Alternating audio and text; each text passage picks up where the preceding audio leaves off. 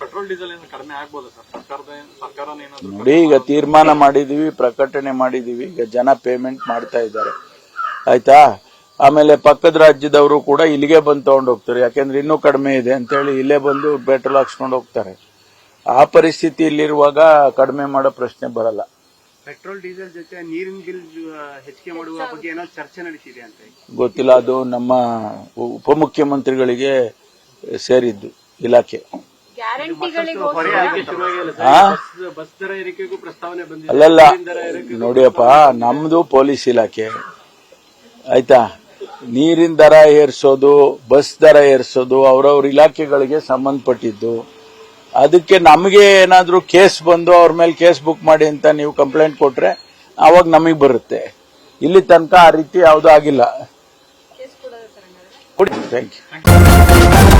News first, ನಿರ್ಭೀತಿಯಿಂದ ನಿಮ್ಮ ಪರವಾಗಿ.